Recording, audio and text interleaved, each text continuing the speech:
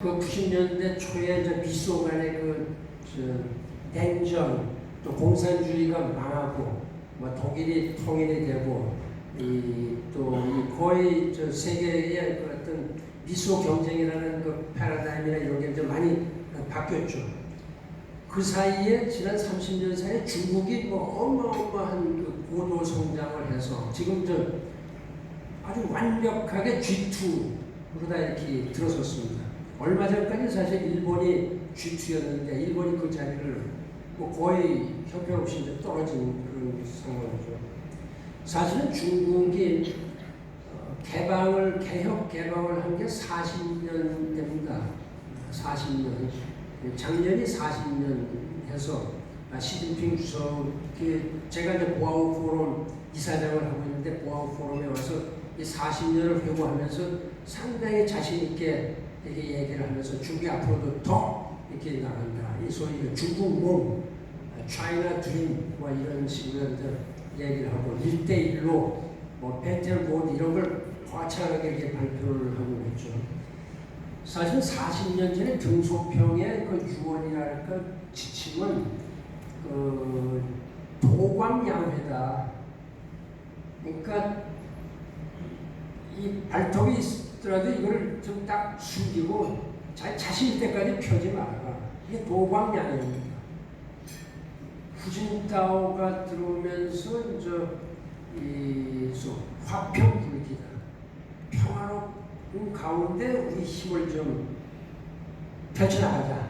이런 걸 쭉 하면서 약간 그래도 도광양회라는 것이 중국의 그 기조를 쭉 이루고 오다가 시진핑이 들어오면서 소위 그 차이나 드림이다. 2049년까지는 중국이 모든 면에서 앞서 나간다, 세계에서. 그런 그 어마어마한 계획을 이렇게 발표한 겁니다. 2049. 2049년대 공산당이 생긴 지가 100주년이 되는 그 해죠. 그런 과정에 지금 트럼프 대통령이 들어서고 여러 가지 미국도 은근히 중국의 여러 가지 따라오는 데 대해서 좀 심리적인 이런 걸 갖다 느끼기 시작을 한 겁니다. 사실은 오바마 대통령 때는 에이시아 피벗 이렇게 해서 아시아의 밸런스를 재균형을 한다 이렇게 하면서 사실 그걸 크게 밀고 가지 않았습니다. 밀고 가지를 않고 하여튼 경제력을 하여튼 좀 해서 미국의 위상을 갖다 더 올리겠다 이런 생각을 하고 있었는데 이게 잠재적인 경쟁자인 중국을 하여튼 견제하는 전략이었지만 오바마의 중국 정책을 좀 온건했다. 온건하고 크게 자기 목소리를 내지를 않았습니다. 트럼프가 들어서면서 아메리카 퍼스트 이렇게 딱 얘기를 하면서 다자주의를 약간 좀 무너뜨리기 시작을 한 겁니다. 제일 먼저 한 게 클라이밋 체인지, 파리 기후변화 협정에서 탈퇴한다. 이렇게 얘기하고 그때는 트럼프가 나와서 국가 안보 전략, National Security Strategy, 그 다음에 국방 전략, National Defense Strategy, 핵 태세 검토 보고서, Nuclear Preparedness Report 이런 국가 전략들을 가지고 쭉 내는데 이 오바마하고는 확실히 다른 얘기를 합니다. 그러니까 이 현재 세계는 경쟁적 세계다. 중국은 라이벌이다. 이렇게 규정을 하는 겁니다. 중국을 라이벌이다 이렇게 딱 하니까 나오는 정책은 다를 수밖에 없죠. 오바마하고는 좀 확실히 다르다. 그래서 미중 간의 일종의 헤게모니 전쟁이 좀 시작이 됐다. 이렇게 지금 보고 있는 시각이 많습니다. 그러니까 이 경쟁자, 라이벌이라는 건 말이 그냥 라이벌이지 어떻게 숨은 뜻은 에너미다, 적이다. 이렇게 보고 있는 게 트럼프 행정부의 좀 기저에 깔려있는 거다. 저는 이렇게 봅니다. 경제 문제를 계속 트럼프가 얘기하는데 이것도 경제 안보, 경제도 안보의 일환이다. 이렇게 이제 보고 있는 것 같습니다. 그러니까 지금 현재는 어떻게 보면 미중 양강 간의 그 냉전 시대에 비슷하다. 이렇게 이제 보면 어떠냐 이렇게 생각을 합니다. 사실은 미국의 이제 아시아의 전략은 일본, 한국, 이 중국을 겨냥하는 이런 거고 또 특히 일본, 한국을 중심으로 해서 이렇게 했는데 이제 이걸 갖다 전부 다그 인도양까지 밀고 가는 겁니다. 그래서 인도 태평양 전략으로 바뀝니다. 바뀌고 저 하와이에 있던 태평양 미국 사령부를 인도 태평양 사령부로다 이름을 바꾸고 사실 인도양 담당 사령관이 있지 않습니까? 완전히 이거 확대를 이렇게 해버리고 그 태평양 인도 전략에 우리나라를 초청을 한 겁니다. 일본은 금방 그 다음날 들어갔고 우리는 아직까지 우물거리고 있는 겁니다. 아직 그 중국이라든가 여러 가지 상황을 해서 거기에 직접 가입을 안 하고 우리는 소위 남방 외교를 한다. 이렇게 그거는 미국과 하는 게 아니고 글로벌한 게 아니고 우리의 그 리셔널 외교를 남방 외교로 해서 대통령이 이렇게 밀고 나가는 이런 그 상황이다. 이렇게 생각을 하고 있습니다.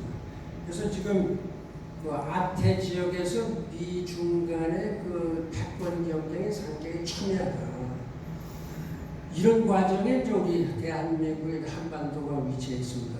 지금 사실 제가 외교관 생활을 37년을 했고 또 유엔 사무총장 10년 했으니까 47년. 하여튼 공급받고 공직으로 있던 게 47년이고 지금 현재 3년간 퇴직해서 있습니다만 지금 하는 게 다 이 글로벌 외교관으로서 지금 활동을 하고 있으니까 그런데 50년 차 이렇게 됩니다. 이런 그 미중 간의 패권 경쟁이 다른 형태에서 옛날과 다른 냉전 상태에서 다시 나오면서 여기서 트레이드 워가 지금 계속되고 있죠. 이런 마당에 이미 그 하버드의 그 그레엄 앨리슨 교수가 아주 상당히 세계 이목을 끄는 그 책을 여러분 다 읽어보셨을 겁니다. 투키디데스의 함정. Destined for War. 이건 숙명적으로 전쟁을 하게 돼 있다. 이런 그 책을 내서 센세이션을 일으켰습니다. 지금 중국 관리 중에 그 책을 안 읽어본 사람이 없고 백악관의 관리 중에 백악관 그 국무성에서 안 읽어본 사람이 없다. 우리나라도 번역이 돼서 예정된 전쟁 이런 쪽에서 번역이 됐죠. 그레엄 앨리슨 교수는 제가 제일 존경하는 하여튼 또 스승이십니다. 그 하버드 대학에서 제가 그 하버드 다닐 때 학장을 12년을 하면서 많은 이름을 날리고 나중에 그 국방부 이 전략 담당 차관보까지 이렇게 하고 그랬었죠. 지금도 하루에도 가끔 오고 그 책의 요지는 약 2500년 전에 그 그리스하고 스파르타하고 맞섰을 때에 그때 그 펠로폰네소스 전쟁이라는 게 있었는데 신흥 세력이 아테네의 부상의 위협을 느끼면 그러니까 스파르타가 상당히 강하게 나갔는데 아테네가 자꾸 치고 올라오니까 전쟁으로서 이게 끝났다. 그 다음에 그 어떤 케이스 스터디를 했습니다. 서기 1500년부터 2차 대전까지 1500년 2차 대전까지 이 밸런스 오브 파워가 쭉 생길 때에는 꼭 16번 밸런스 오브 파워가 생겼는데 그 중에서 12번은 전쟁으로 이루어졌다. 4번의 예외가 있다. 이런 겁니다. 4번의 예외는 결과적으로 대영 제국에서 미국으로 밸런스 오브 파워가 넘어갈 때 전쟁 안 하고 넘어갔죠. 등등 그런 몇 가지를 이렇게 얘기를 하고 있고 이 전쟁으로 될 것이다. 밸런스 파워 할 때. 그때 하나 흥미로운 건 한반도에서 그 천안함 사건 이런 것도 하나 상당히 위험했던 일이다라고 이렇게 얘기를 하고 있는 겁니다. 이 책에서. 이런 거에 대해서 이제 어떻게 해석을 해야 되느냐 여러 가지 이제 분분한 그 해석들이 있습니다.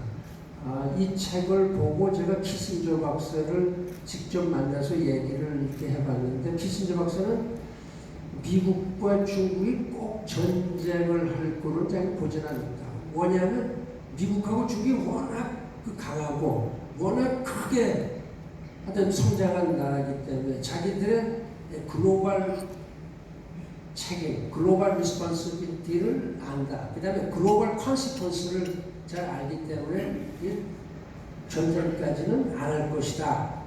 라는 이런 얘기를 하거든요. 그 조세프 나이라고 아주 유명한 하버드 대학 교수, 저도 교수 스승입니다. 저하고도 최근에도 자주 이렇게 만나면서 한번 물어봤어요. 이건 어떻게 생각하느냐? 조세프 나이는 그런 식으로 아직도 중국은 좀 멀었다. 이렇게 보는 겁니다. 그러니까 경제는 뭐 분명히 G2인데 중국은 예를 들어 우리나라가 이제 소프트 파워가 세지 않습니까? 미국이나 이제 유럽이나 이런 데가 다 창의성이 있고 기업도 나름대로 자기들 아이디어를 가지고 이렇게 하는데 중국은 아직 소프트 파워가 정부에서 나온다고 생각을 하고 있다. 모든 게 뭐 예술이고 뭐라고 하여튼 전부 다 정부 주도하에 정부에서 다 컨트롤하고 있으니까 그거를 바꾸기 전에는 그렇게 꼭 그 글로벌 리더라고 보기는 힘들 거다. 이런 그 얘기를 하는데 저 그 생각이 듭니다. 그게 그 말이 맞는 것 같다.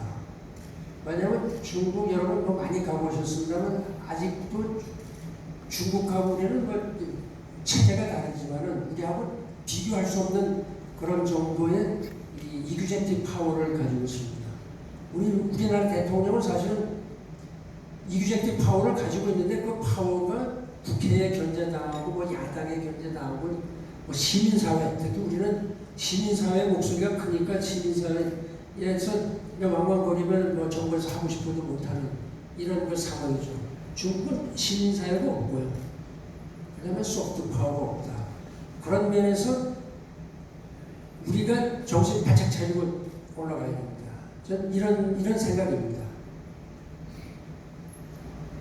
이걸 놓치면 더 이상 컨트롤하기가 어려운 상황이 되죠. 중국이 그냥 막 치고 나가는데 그럼 글로벌 파워는 어떤 식의 글로벌 파워냐? 글로벌 파워는 군사적으로 글로벌 프로젝션을 할 수 있는 나라야만 글로벌 파워다. 그러니까 지금 현재 세계에서 글로벌 파워는 미국 하나뿐이 없습니다. 그거는 이 글로벌 그 밀리터리 파워를 프로젝트 할 수 있는 나라는 미국뿐이 없습니다. 그러면 우선 아주 강한 해군력을 갖고 강한 공군력을 갖고 있어야 되죠. 공군은 대개 다 갖고 있습니다. 그러나 해군력에 있어서 중국 아직도 멀었습니다.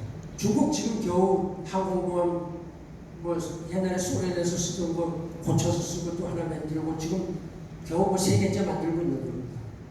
2050년에 6개를 만들려고 지금 하고 있습니다.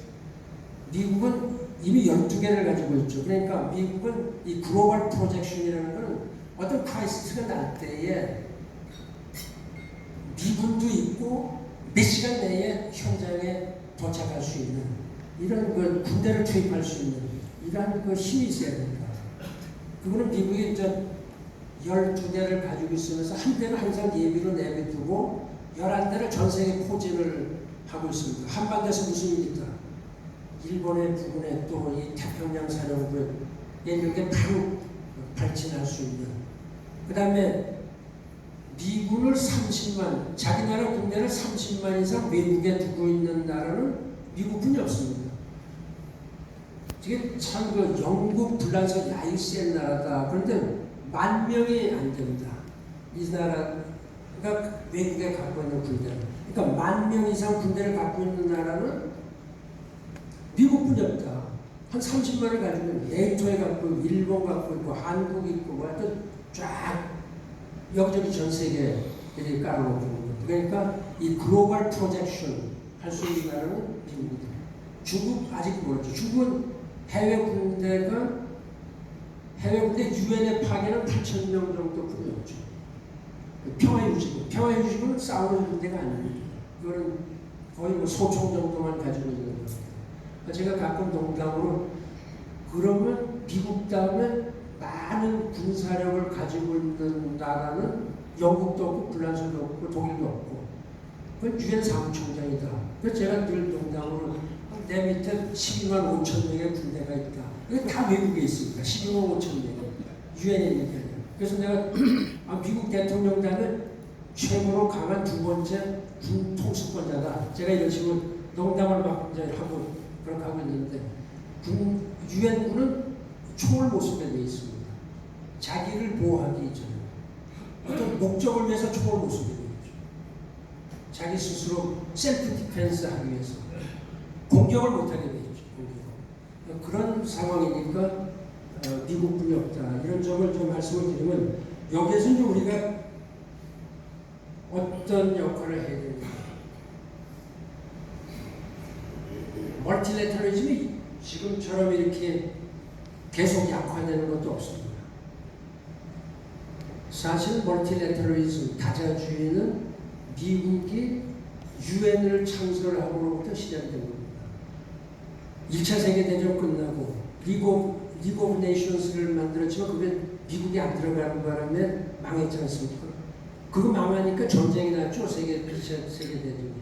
2차 세계대전에서 배운 그 여러 가지 쓰라린 경험을 되풀이하지 않기 위해서 유엔을 만들었는데 그래서 다자주의가 쫙 풀렸죠.